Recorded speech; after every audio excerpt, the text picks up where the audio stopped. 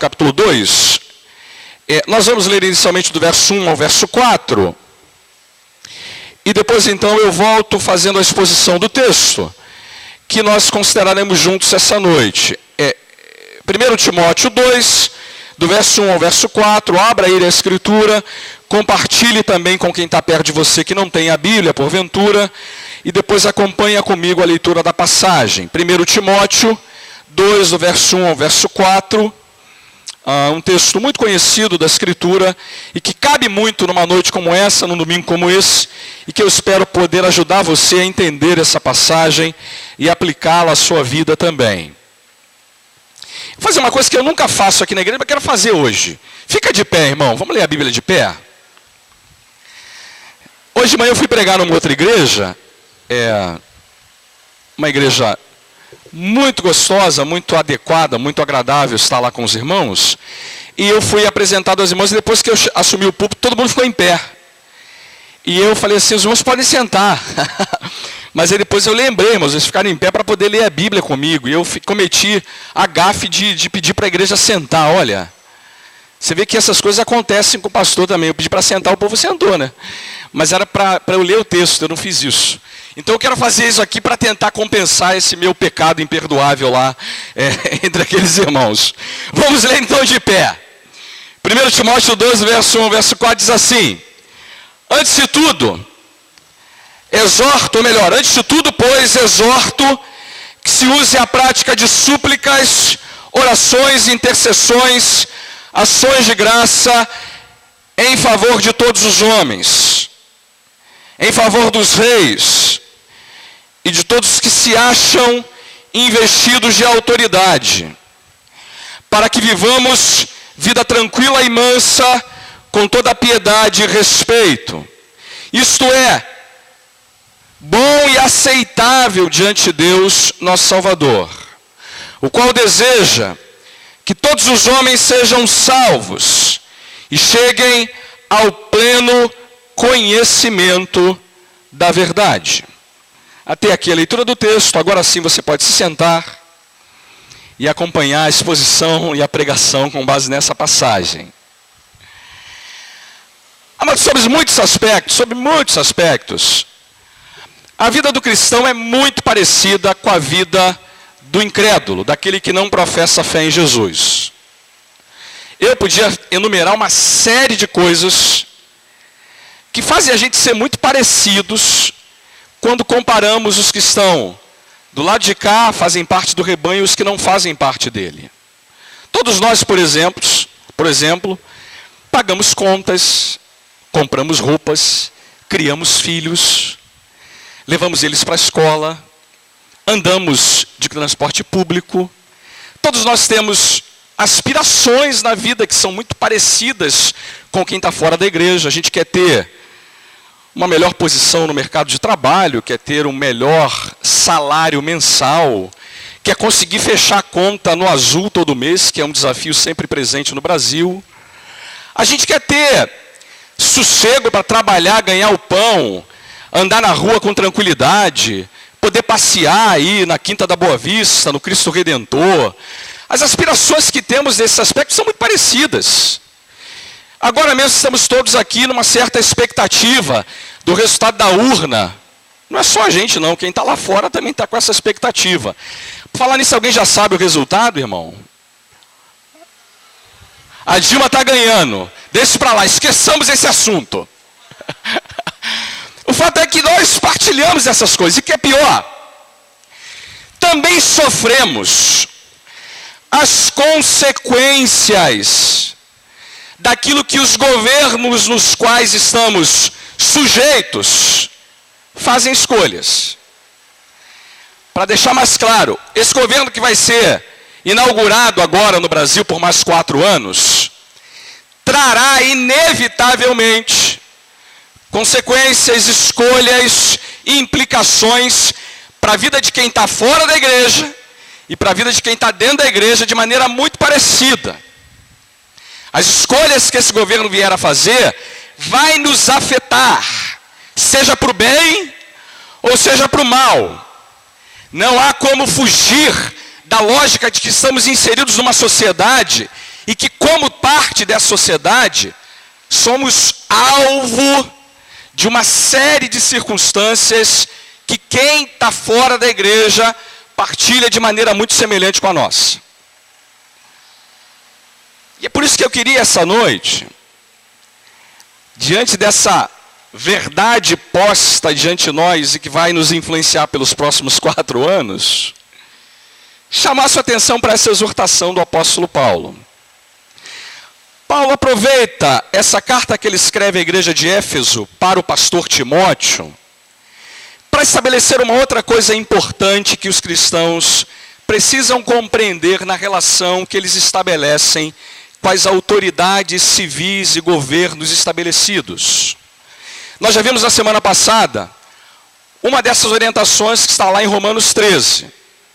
E hoje eu quero chamar a sua atenção para essa outra exortação, que cabe muito bem numa noite como essa. Agora que a eleição já fechou, que a urna já está revelando quem vai ganhar e quem vai perder, não temos mais o mecanismo do voto para fazer nenhuma escolha e mudança no perfil. Agora cabe a gente olhar com atenção essa exortação e trazer para as nossas vidas as implicações que essa exortação nos traz. E você verá, irmãos, que o que Paulo trata nessa passagem nos interessa profundamente. E vou dizer mais, afeta a nossa vida profundamente aquilo que ele está tratando com a gente nessa passagem. Vamos então começar olhando a exortação que ele faz no verso 1. Ele começa dizendo, olha, antes de tudo, pois, exorto que se use a prática de súplicas, orações, intercessões, ações de graças em favor de todos os homens. Aqui já tem uma coisa que eu queria enumerar para você. Ele começa a frase dizendo assim, olha, antes de tudo, e não é como se ele dissesse assim, olha, antes de qualquer outra coisa, ou como uma coisa primeira, não é só isso que ele está dizendo aqui. Ele está dizendo assim, a primeira coisa que deve ocupar a vida do cristão, o centro da existência do cristão, é que ele dê primazia à oração. Eu penso, irmãos, que nós precisamos muito dessa exortação, muito. Se é uma coisa que é a mais pura verdade sobre todos nós que estamos aqui sentados essa noite, é que a gente ora muito menos do que deveria. E por mais que a gente ore, a gente está sempre em dívida em orar quanto a gente deveria orar. Eu vi uma pesquisa há pouco tempo que disse que cada crente no Brasil ora em média por semana 15 minutos. Não fica com vergonha não, porque eu acho que tem gente que ora menos. Sabe aquela oração da refeição? Faça mal ou faça bem em nome de Jesus. Amém? Você até deu amém, tá vendo, irmão? Isso revela muito sobre você. Exorto que você priorize em sua vida a oração. Exorto que se use a prática de súplica, de oração, de intercessão, de ação de graça. E amados, eu não preciso lembrar por que a gente precisa orar. A gente precisa orar por uma série de motivos. Muitos deles foram apresentados no culto público dessa noite. A oração faz um monte de coisa que nós somos incapazes de fazer sem oração. Tem umas frases boas que eu não gosto muito de usar, mas eu vou usar aqui de maneira proposital. Tem aquela frase que diz assim, ora que melhora, não é isso? Pode ser que piore, irmão, mas ora. Ou então aquela que diz assim, a oração é a mão que move a alavanca de Deus. Não é um negócio bonito esse negócio. Por que a gente precisa orar, irmãos? Porque Deus, através da oração, realiza coisas que nós não fazemos sem oração. Eu queria muito que a gente compreendesse isso de uma vez por todas, porque a igreja no Brasil, e eu e você somos muito reféns disso, a gente quer ser muito ativo na realização de projetos, mas rega muito pouco tudo isso com oração. Já se disse uma coisa sobre a igreja primitiva. A igreja daquele tempo orava muito e quando pregava, Deus realizava a obra através dela. Nós pregamos muito e oramos muito pouco, e por isso Deus utiliza muito menos a gente como poderia usar. Eu exorto que vocês gastem tempo com oração. E gastem tempo com oração, porque oração faz aquilo que nada além da oração é capaz de fazer. E Paulo está dizendo assim: antes de tudo, pois, eu exorto que vocês orem. E ele está usando aqui esse pois para ligar o que ele está dizendo com aquilo que ele havia acabado de dizer na parte final do capítulo 1. Do que ele está pensando aqui como aquilo que é impossível acontecer sem oração? Ele está pensando em duas coisas que ele havia tratado no texto anterior. A primeira delas é aquilo que ele diz para a gente do verso 12 até o verso de número 17 do capítulo 1. Dá uma olhada aí rapidinho. Sou grato a Deus, ou melhor, sou grato para com aquele que me fortaleceu, Cristo Jesus nosso Senhor, que me considerou fiel, designando-me para o ministério. A mim, que no outro tempo era blasfemo e perseguidor e insolente, mas obtive misericórdia, pois o fiz na ignorância, na incredulidade. E veja o verso 14. Transbordou, porém, a graça de nosso Senhor Jesus, com a fé e o amor que há em Cristo Jesus. Ele vai mais. Fiel é a palavra e digna de toda aceitação, que Cristo Jesus veio ao mundo para salvar os pecadores, dos quais eu sou o principal. Mas por essa mesma razão, me foi concedida misericórdia, para que em mim, o principal, evidenciasse Jesus Cristo a sua completa longanimidade, e servisse eu de modelo a quantos hão de crer nele para a vida eterna. Resumindo, eu sou o exemplo do que a oração é capaz de fazer na vida de alguém que, como eu, era insolente, blasfemo, perseguidor da igreja, e esse Deus teve misericórdia de mim, operando em meu coração, e transformou a minha vida de maneira que eu sou exemplo do que essa graça é capaz de fazer. Aí depois, mais à frente, eu não vou ler o texto, ele fala de outros dois personagens, Himeneu e Alexandre, que no verso 19 e 20 ele diz assim: porquanto alguns, tendo rejeitado a boa consciência, vieram a naufragar na fé. E dentre esses se contam Himeneu e Alexandre, os quais entreguei a Satanás para serem castigados, a fim de não mais blasfemarem.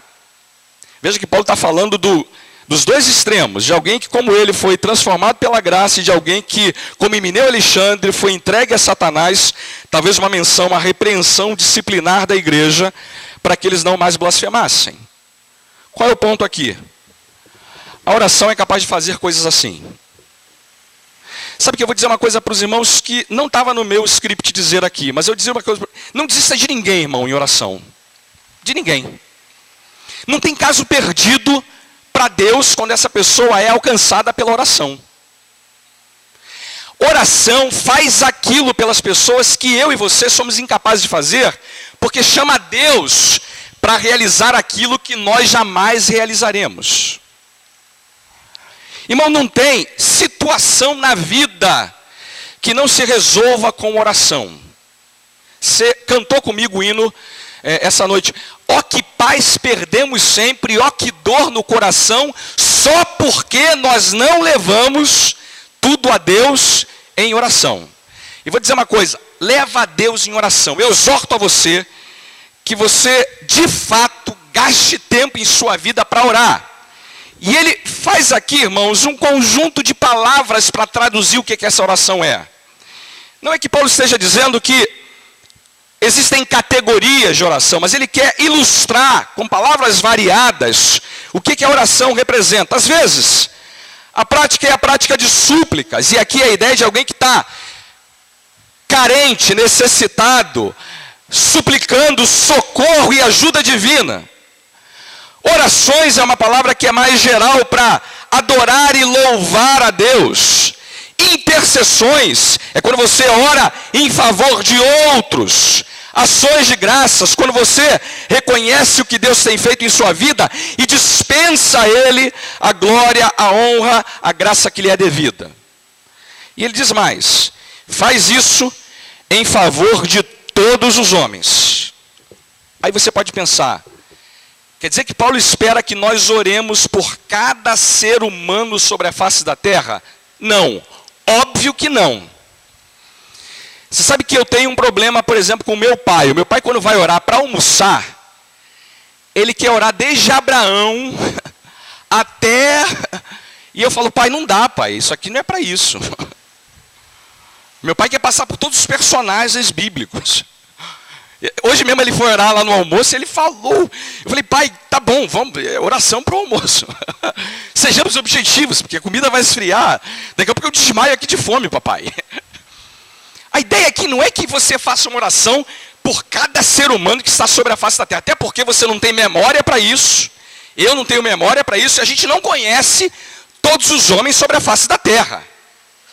Não é verdade?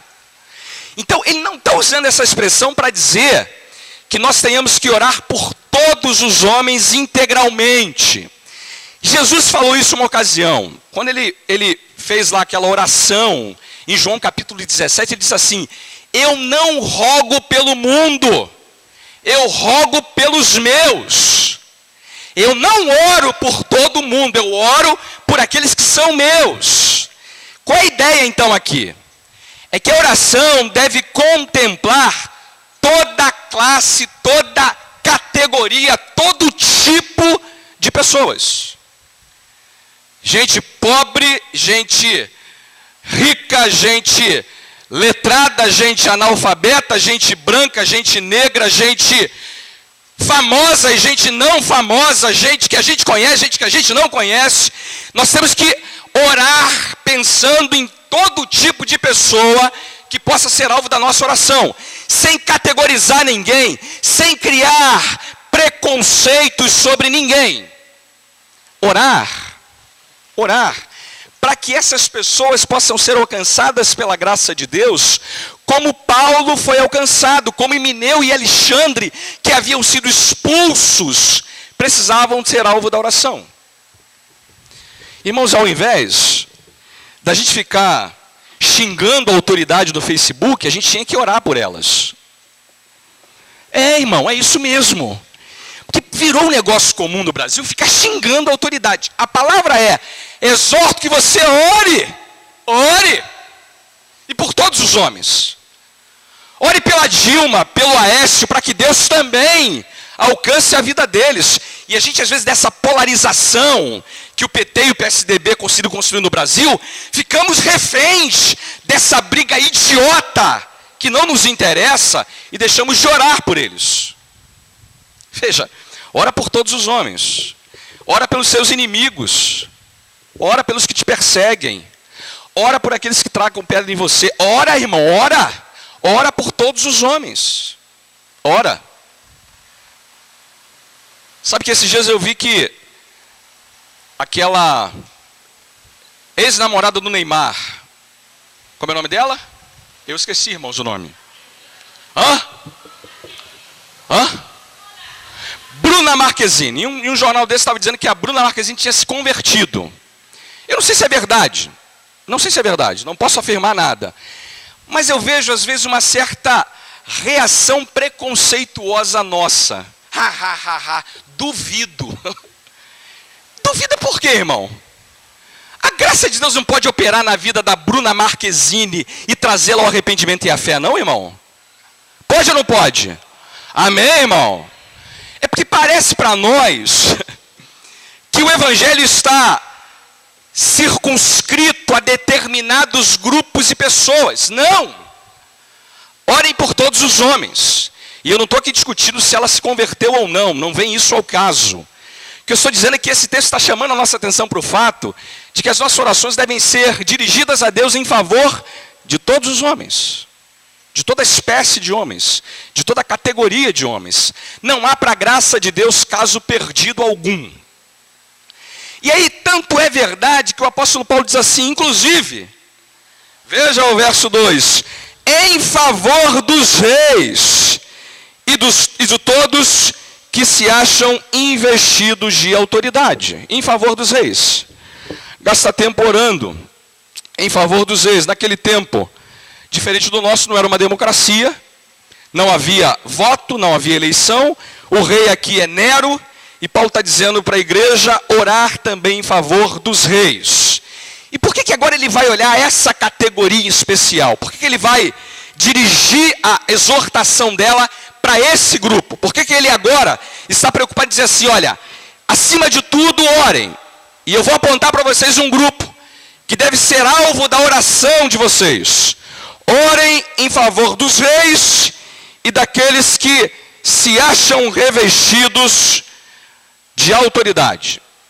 Aqui, irmãos, para o nosso caso, significa dizer que a gente tem que, a partir de hoje, se não temos feito assim, e pelos próximos 4 anos, pelos próximos anos da vida que tivermos sobre a terra, gastar tempo orando pelas nossas autoridades.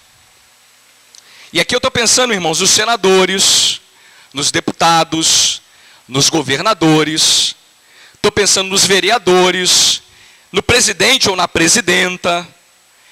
Exorto que você use a prática de súplicas, de orações, de intercessões em favor dos reis e dos que se acham investidos de autoridade. E quais são as razões que Paulo nos dá para a gente fazer esse tipo de súplica? Por que ele cria para a gente a exortação dirigida especialmente para essa categoria? Vou mostrar para você que ele aponta para a gente 3 ou 4 motivos que ele nos dá na passagem. O primeiro deles, é aquele que ele deixa claro para nós, no verso de número 2.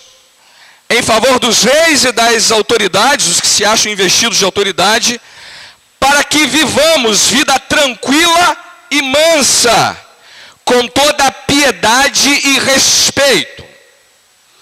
Paulo sabe, como nós também devemos saber, que as autoridades podem produzir efeitos que afetarão muito a nossa vida.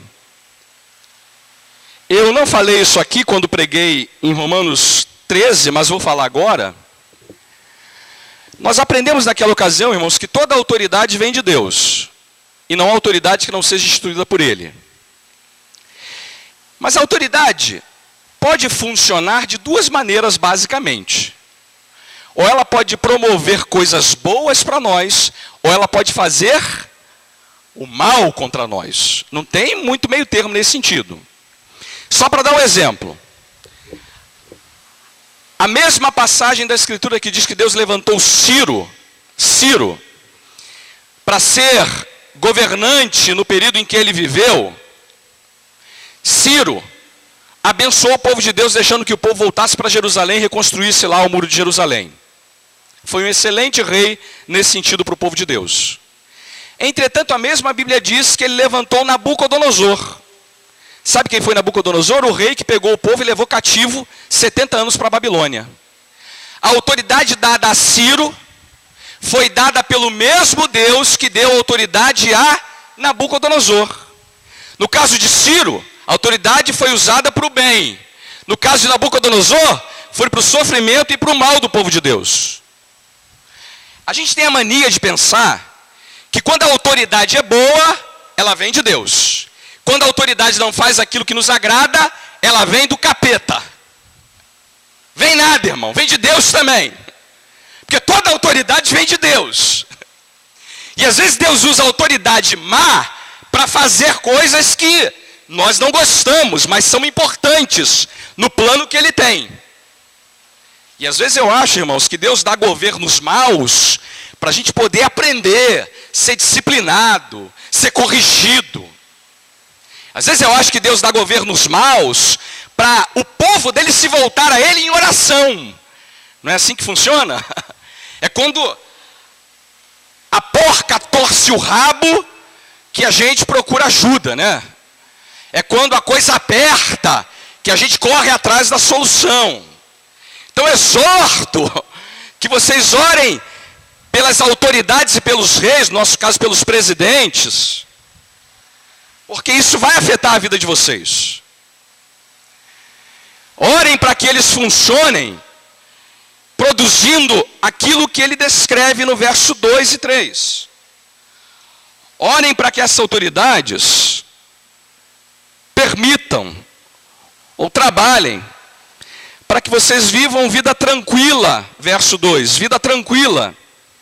Aqui, irmãos, tem a ver com a ideia de viver a vida em ordem, em tranquilidade, ter, de fato, liberdade para expressar as suas opiniões, para expressar os seus posicionamentos, ter um governo que permita que, de fato, as diferenças de uma democracia sejam mantidas e que não haja mordaça a favor de ninguém contra ninguém. A ideia de ter uma vida tranquila, e ele usa uma outra palavra, e mansa, tem a ver com a ideia de que nós queremos ter condições de trabalho, de dignidade, de reconhecimento dos valores que a vida tem. Que de fato esse governo dê um basta na corrupção, na causa que tira do pobre os direitos que ele tem. Que de fato não crie uma carga tributária pesada para a nação. Viver uma vida mansa e tranquila é um governo que faça de fato o seu dever em produzir condições para que as pessoas possam viver bem. Ore por isso, irmão. E não preciso lembrar que a gente precisa orar muito por isso no Brasil. Uma coisa que você fica muito espantado quando mora no exterior, e eu tive esse privilégio, é perceber a diferença, irmãos, que a ordem, a tranquilidade, a mansidão que a vida pode ter e que a gente não tem. Eu estava com meu irmão esses dias voltando para casa. Ele esteve aqui no domingo, a gente voltou para casa juntos. Aí nós passamos num lugar escuro. Tinha um sujeito parado, com um carro enguiçado. E ele estava acenando assim, pedindo ajuda. Aí meu irmão falou para mim assim: vai embora, rapaz, vai embora, vai embora, vai embora. E eu falei assim: rapaz, a gente tem que ficar assim mesmo no Brasil, cara. Eu esqueci desse negócio. Essa intranquilidade, essa situação que está sempre fazendo a gente ficar com um gatilho armado. Essa situação que não deixa a gente ter uma vida tranquila e mansa, irmãos. Você sabe que eu ainda estou meio lerdo. Eu ainda estou meio lerdo, porque eu voltei de uma situação onde isso é muito comum. Não é mentira isso, irmãos. A minha esposa ia para o mercado e deixava o carro com a chave na ignição, no estacionamento do mercado. Isso não é mentira, eu vivi isso. Ninguém rouba, ninguém assalta. A tranquilidade, a ordem pública é uma realidade em determinadas nações do mundo. E no Brasil ainda não é verdade. Mas ele diz mais, a gente também tem que orar para que essa autoridade promova piedade. Piedade aqui é o exercício da religião. Exercício da religião. E aqui, irmãos, vou esclarecer uma coisa. Não significa dizer que o apóstolo Paulo esteja defendendo o que parece ser a compreensão de muita gente hoje em dia. Paulo está dizendo que a autoridade tem que ter condições de dar liberdade para que toda forma e expressão de religião seja igualmente respeitada. O Brasil está caminhando na direção de uma ideologia que parece dar a entender que determinados comportamentos e posições devem ser amordaçados em detrimento de outros. O que Paulo está dizendo aqui é que governos devem dar liberdade para que toda e qualquer forma de religião seja igualmente respeitada no Brasil. Eu quero ter liberdade para pregar o evangelho, mas quero também que o espírita, que o ateu, que o mormon, que qualquer que seja o budista tenha a mesma liberdade. Não quero mordaça nem para mim e nem para ninguém. Os cristãos sempre entenderam isso, irmão. Nós sempre brigamos por essa liberdade que deve ser oferecida igualmente para todo mundo. E Paulo está dizendo, ore, irmão, para que essas autoridades permitam que você viva uma vida tranquila, mansa e que haja piedade. Sabe que eu fiz uma coisa espantosa lá na minha vizinhança. Eu moro em frente a um templo umbandista, que tem lá, não vou nem dizer o nome porque eu não lembro agora, mas não quero fazer propaganda deles também não. E eles têm lá uma reunião no sábado e chegam muitos carros para fazer parte da reunião. E por causa disso eles têm que estacionar em lugares que não são tão agradáveis. Eu fiz uma coisa que deixou muita gente espantada, e talvez aqui também muita gente fique espantada. Eu disse assim para o líder lá, olha, você pode botar o carro aqui na minha frente também sem nenhum problema. Aí ele falou assim, mas você é pastor, rapaz. Eu falei, mas eu quero a mesma liberdade que você tem para mim, filho. Eu estou defendendo a sua liberdade porque a sua liberdade garante que eu também terei liberdade para expressar as minhas convicções de fé. E não só isso, irmãos, que haja também respeito. Respeito aqui é uma palavra que tem a ver com direitos civis, educação, que os homens sejam de fato respeitados por esse governo instituído. Olha, você vê que aqui está a base dos direitos civis dos homens, né? Essas 4 palavrinhas. Vida tranquila, mansa, com piedade e respeito. Tudo que a gente construiu ao longo da história em termos de direitos humanos, direitos da humanidade, dos homens, Paulo está aqui dizendo que tem a ver com a maneira como esse governo vai se comportar na sua relação com os seus cidadãos. Segundo motivo que ele dá, está no verso de número 3. Ore em favor dos reis e de todos que estão investidos de autoridade, porque isto é bom e aceitável diante de Deus, nosso Salvador. Deus se agrada dessa oração. Irmão, muita gente na igreja fica se perguntando assim, pastor, eu queria tanto saber qual é a vontade de Deus para a minha vida. Diria o seguinte para o irmão, está aqui uma vontade de Deus revelada para você, que você ore pelas autoridades, pedindo que elas sejam instrumentos de Deus para dar para nós vida mansa, tranquila, com piedade e respeito. Irmãos, isso agrada a Deus. Deus se sente contemplado na sua vontade quando eu e você dispensamos tempo em nossa vida para fazer esse tipo de oração. Você sabe, pode parecer coisa comum para nós, mas eu lamento dizer, não é o que está acontecendo hoje em dia no Brasil. Vou repetir a frase, para de xingar no Facebook, irmão. Vai orar. É isso que é agradável a Deus. Quarto motivo, ou melhor, terceiro motivo, e termino com ele.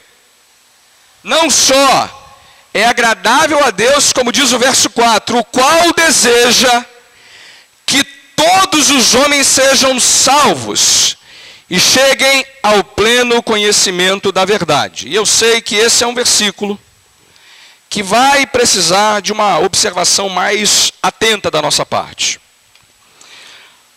Porque, nessa razão, pode parecer para nós que Paulo está dizendo assim, ore porque Deus deseja que todo mundo, sem exceção, seja salvo e chegue ao conhecimento da verdade. Isso não pode ser verdade, irmãos. Deixa eu explicar isso melhor. Não pode ser interpretado assim esse versículo. De que Deus quer que todo mundo, sem exceção, se converta. Sabe por quê? Eu vou dar uma explicação muito simples. Porque se Deus quisesse que todo mundo se convertesse, todo mundo se converteria. Há alguma coisa que seja demasiadamente difícil para o nosso Deus? Há alguma coisa que ele queira e ele não faça? Há alguma coisa que ele determina e que alguém é capaz de impedir? Há alguma coisa que ele disse que vai fazer e alguém pode dizer para ele: não, tu não vai fazer não, Senhor? É possível isso, irmãos?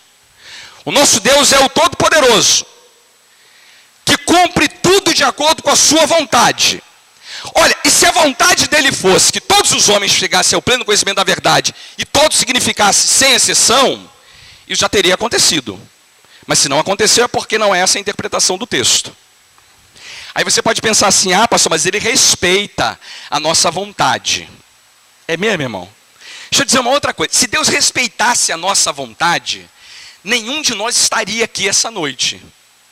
Se ele respeitasse a minha vontade para obedecê-lo e servi-lo, eu estaria no mundão fazendo propaganda do PT agora, por exemplo. Se Deus respeitasse a minha vontade, eu jamais seria servo dele, irmão.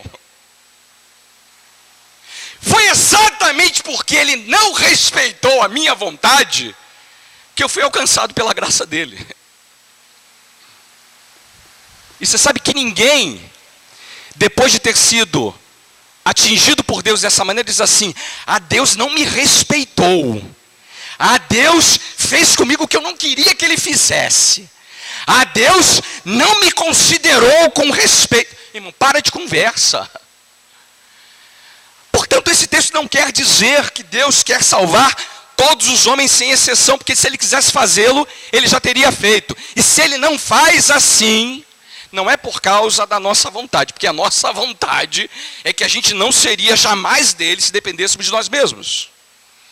Mas foi porque a vontade dele sobrepujou a nossa, que nós estamos aqui essa noite.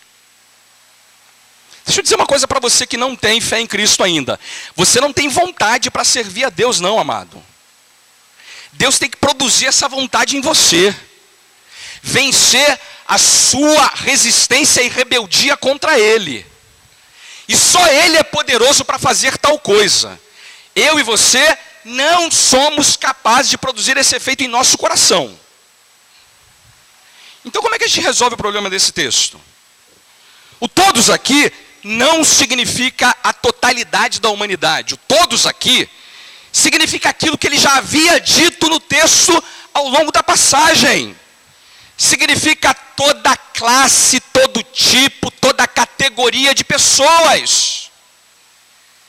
Significa que o conhecimento da verdade oferecido no Evangelho atinge homens dos mais variados tipos, caráter, do mais variado histórico, do mais variado tipo de cabelo, cor de olho, cor da pele, tipo de dentição, e seja lá o que você quiser. É para rei, é para súdito, é para governante, é para líder, é para liderado, é para gente pobre, para gente rica, para gente que tem doutorado, gente que não tem. Você entendeu essa parte, irmão? É para todo tipo de gente, nesse sentido. O Evangelho, portanto, é Deus oferecendo a todo tipo de gente esse conhecimento da verdade. E veja, o que isso tem a ver então com a razão que ele está apresentando aqui? É que eu e você oramos pelas autoridades constituídas porque entendemos que elas também podem ser alcançadas pela graça de Deus. Sabe qual seria a coisa mais extraordinária de acontecer na vida de um presidente do Brasil? Que ele se convertesse, irmão. Que ele se convertesse. E não para que ele pudesse produzir aquilo que nos agrada, mas para que a vida dele fosse transformada pelo Evangelho. A Dilma, irmão, precisa do Evangelho. O Aécio precisa do Evangelho. O Pezão precisa do Evangelho. Talvez o Crivella não, né? Já tem. O fato é o seguinte, irmão. O olhar dessa passagem é para que essa gente também seja alcançada pelas nossas orações como pessoas que podem ser atingidas pela graça de Deus que nos atingiu.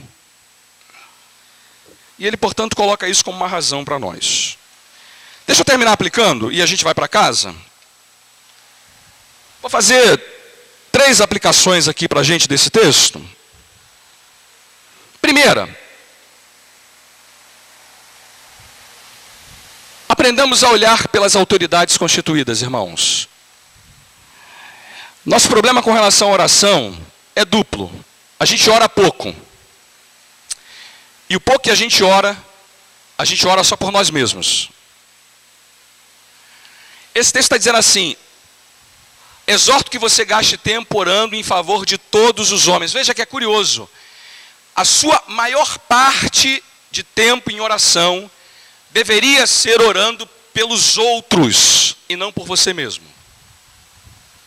Pelos outros. Aprenda a colocar diante de Deus a vida dos outros, das autoridades, dos governantes, atingindo a eles dessa maneira como o texto diz que a gente deve atingi-los. Para um pouco de orar mais por você mesmo e passa a orar pelos outros.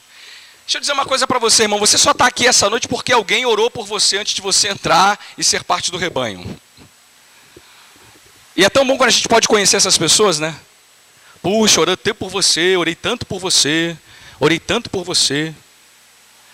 Aí você pode pensar, mas pastor, se é Deus quem faz a obra, por que a gente ora pela pessoa, né?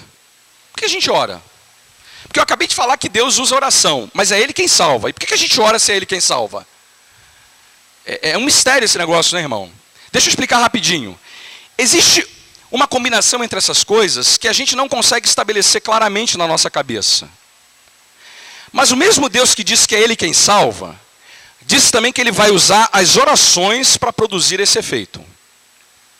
Então a gente ora porque Deus determinou que vai usar as orações como meio para alcançar aquele coração. Mas entendemos que é Ele quem faz por intermédio das orações. E a ideia, portanto, da primeira aplicação é que eu e você temos que gastar tempo orando, irmão.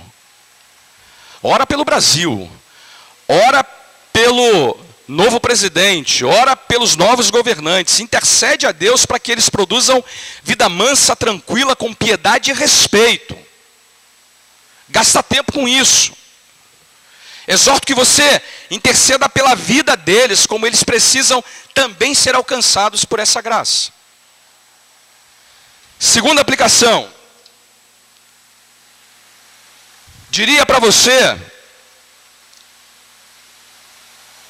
que você deve também lembrar que o nosso chamado como cristão jamais deve ignorar que não fomos postos aqui no Brasil como cidadãos para ignorar essa participação efetiva, essa contribuição importante que só nós podemos dar para essa nação, irmãos. Orar aqui significa muito mais do que entender o seu papel como cidadão, mas de verdade interceder entendendo que o que o nosso povo necessita acima de tudo é da graça salvadora do Senhor Jesus. Terceira e última aplicação. Jamais se esqueça, irmão, que Deus salva pecadores de todo tipo, de toda classe, de todo gênero, gente que tem autoridade, gente que não tem, gente que é rica, gente que é pobre, gente que é famosa, gente que está no anonimato. Deus é poderoso para salvar o homem mais poderoso da terra atualmente, mas é também capaz de salvar o mendigo mais simples que vive nas ruas atualmente. Não nos esqueçamos que o que a gente tem que fazer por esses todos é apresentá-los a Deus em oração. Por isso eu queria terminar orando. Orando para que a gente entenda as implicações de um texto como esse para o nosso país e para a nossa realidade enquanto nação. Que Deus desperte em nós, irmãos, um desejo real, verdadeiro, de fazer súplicas, orações, ações de graça, intercessões por todos os homens e em favor daqueles que estão revestidos de autoridade. Feche seus olhos. Vamos falar com o Senhor.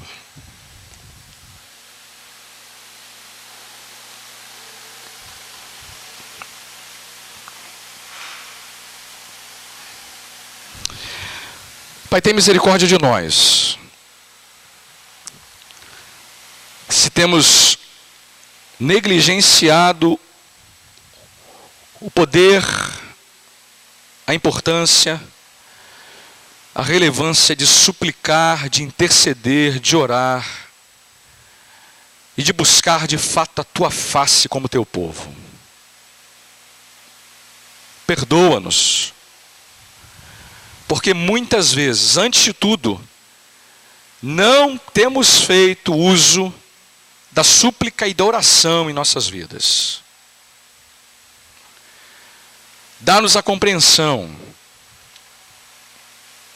de que esse momento na história do nosso país, repleto de significado, repleto de implicações para a nossa vida, precisa ser regado, acompanhado com as orações do teu povo. Ah, Senhor, que tu desperte em nós, desperte na igreja brasileira, desperte no coração de cada um dos teus servos que estão aqui essa noite